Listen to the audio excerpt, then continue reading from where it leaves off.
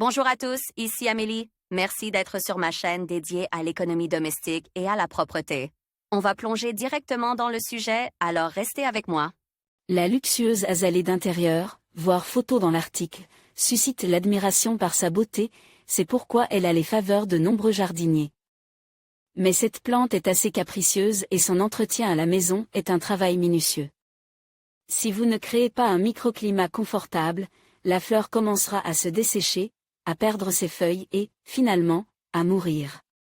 Il vaut la peine de respecter les règles de base de la culture et alors, le rhododendron, deuxième nom de la plante, remerciera certainement son propriétaire avec des fleurs étonnantes, luxuriantes et colorées. Prendre soin de la plante après l'achat. Avant de les envoyer au magasin, les spécialistes de la culture des azalées dans les pépinières les préparent pour la vente. La plante est traitée avec des agents synthétiques et des engrais spéciaux. Grâce à cela, elle fleurit pendant plusieurs mois, mais son système racinaire, comme endormi, gelé, ne se développait pas. De ce fait, le risque d'infection par des champignons augmente, ce qui conduit rapidement à la mort.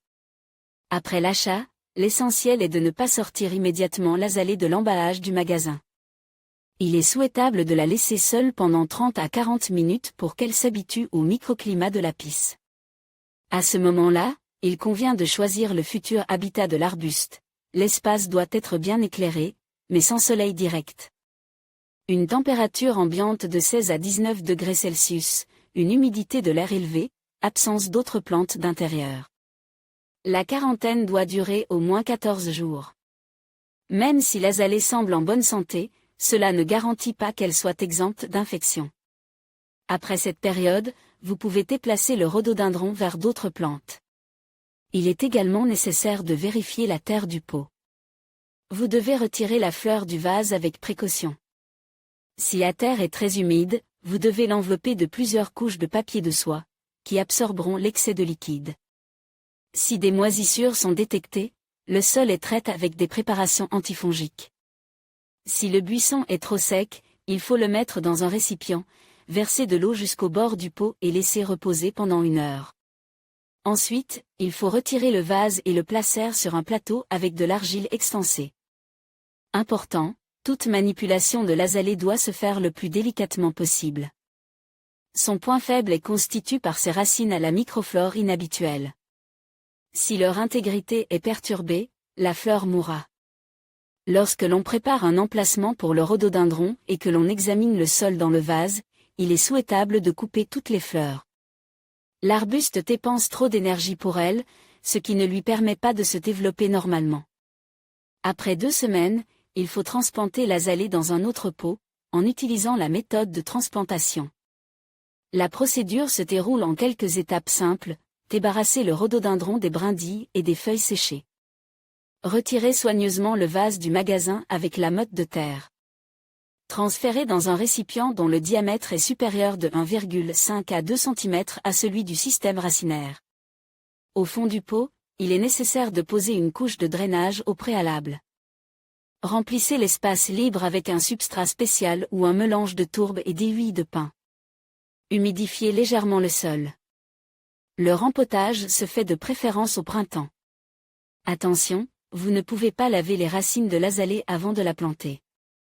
Sur celles-ci vivent des champignons symbiotes qui fournissent à la plante les éléments nutritifs nécessaires. Le sol du vase doit être acide, car dans un environnement alcalin, la microflore unique meurt. Période d'adaptation de la fleur d'intérieur. On peut dire que l'azalée d'intérieur ne s'est habituée à ces nouvelles conditions d'existence que lorsque la plante a fleuri et pousse. D'ici là, elle doit faire l'objet de soins particulièrement attentifs, l'éloigner des systèmes de chauffage, maintenir un taux d'humidité. Élever la protéger de la lumière directe du soleil, la traiter avec une solution de zircon.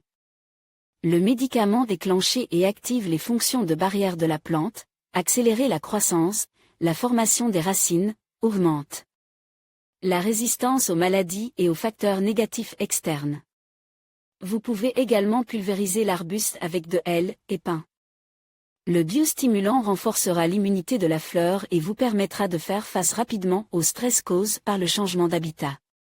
Comment prendre soin de l'azalée d'intérieur pour qu'elle ne se fane pas? Il est extrêmement important de respecter toutes les conditions nécessaires à l'adaptation de la plante. Ignorer les règles de base conduira à un flétrissement et à une chute des feuilles en 2 ou 3 jours, ce qui sera le signe avant-coureur d'une mort imminente. Si l'environnement est confortable pour la fleur, que les règles de quarantaine sont respectées, la transplantation selon la méthode de transplantation peut compter sur une floraison luxuriante et prolongée. Les autres soins apportés à l'azalée à la maison visent à créer un microclimat aussi proche que possible de l'habitat naturel. La température, ce n'est pas une plante qui aime la chaleur, il est donc difficile de la garder au frais dans un appartement. La température optimale pour la croissance et le développement est de 10 à 15 degrés Celsius, maximum 20 degrés Celsius. En hiver, le thermomètre ne doit pas descendre en dessous de 5 degrés Celsius. En automne, pendant la période de bourgeonnement, il est nécessaire de réduire la température à 6 à 10 degrés Celsius. Dès que les fleurs commencent à éclore, la température doit être augmentée à 15 degrés Celsius. En été, l'azalée peut être déplacée sur le balcon ou enterrée à l'ombre sur la parcelle de jardin avec un vase. Mais il est nécessaire de la recouvrir au préalable d'un bac à pront pour la protéger des parasites. Remarque, la fraîcheur est l'une des principales conditions qui assurent une floraison abondante, luxuriante et prolongée. Dans la chaleur de l'été, vous pouvez placer une soucoupe de glace près de l'azalée. Cela abaissera la température et augmentera la quantité d'humidité dans l'air. Humidité dans le pot. Le rhododendron ne tolérait pas un sol trop humide ou trop sec. Pour déterminer la nécessité d'un arrosage, enfoncez votre doigt dans la terre sur environ 2 à 3 cm.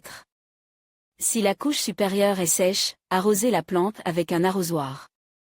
S'il y a de l'eau dans le bac, vérifiez quand même le sol, car l'humidité ne peut être stockée que dans la couche de drainage.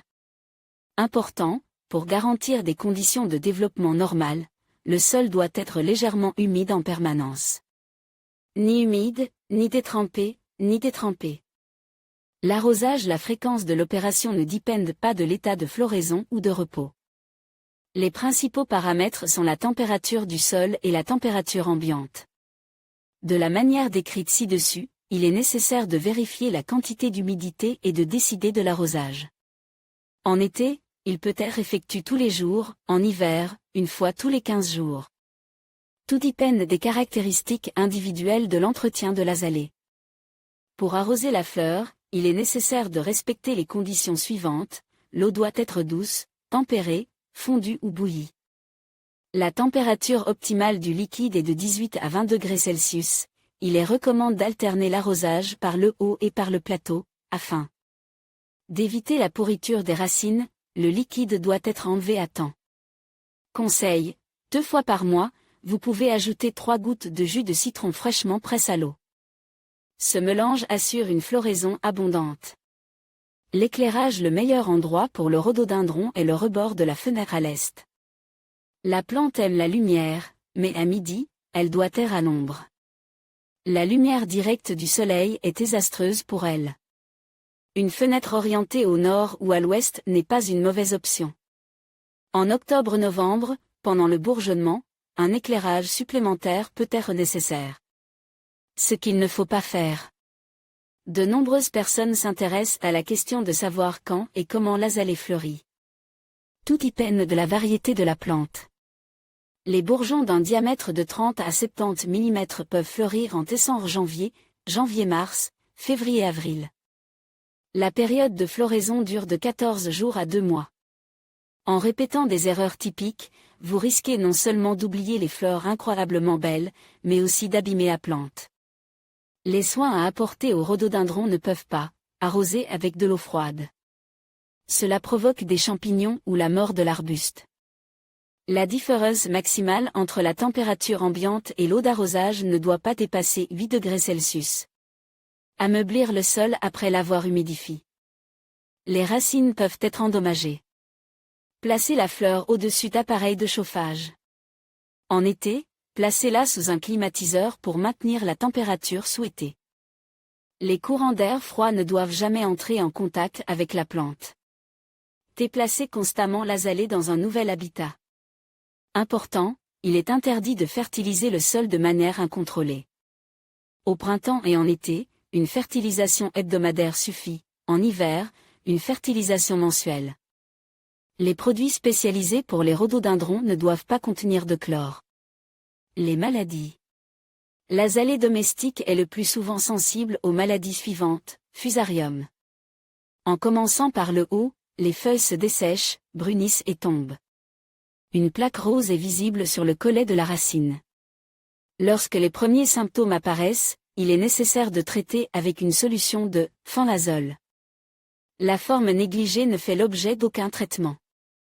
La plante est détruite. Flétrissement de la verticillose. L'arbuste perd très rapidement son feuillage et se dessèche. À un stade précoce, il est nécessaire d'isoler le rhododendron des autres fleurs traitées avec des fongicides. Si ces mesures de lutte n'ont pas donné de résultat, il est nécessaire de se débarrasser de l'azalée dès que possible. Alternariose. Des taches brunes apparaissent sur les feuilles.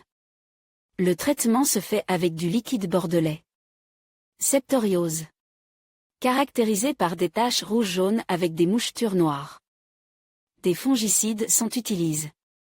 Phytophthorose. La pourriture apparaît sur les racines, puis les feuilles changent de couleur, se tordent, se flétrissent. Les bourgeons tombent. Mesures de lutte, traitement à la bouillie bordelaise, augmentation de la perméabilité du sol. Cercosporose. Elle se caractérise par des taches brunes bordées d'écarlate et une patine gris clair sur la face interne des feuilles. Le traitement consiste à alterner les solutions de fendazole et de dithan. Chlorose. Caractérisée par un jaunissement des plaques, causé par une carence en fer. Dès l'apparition des premiers signes, la fleur doit être nourrie avec des préparations contenant du chelate de fer. Remarque, si l'azalée perd ses feuilles, la plante doit être examinée de près. Elle peut être attaquée par le tétranique, le papillon de l'azalée, le thrips des serres, la punaise du rhododendron.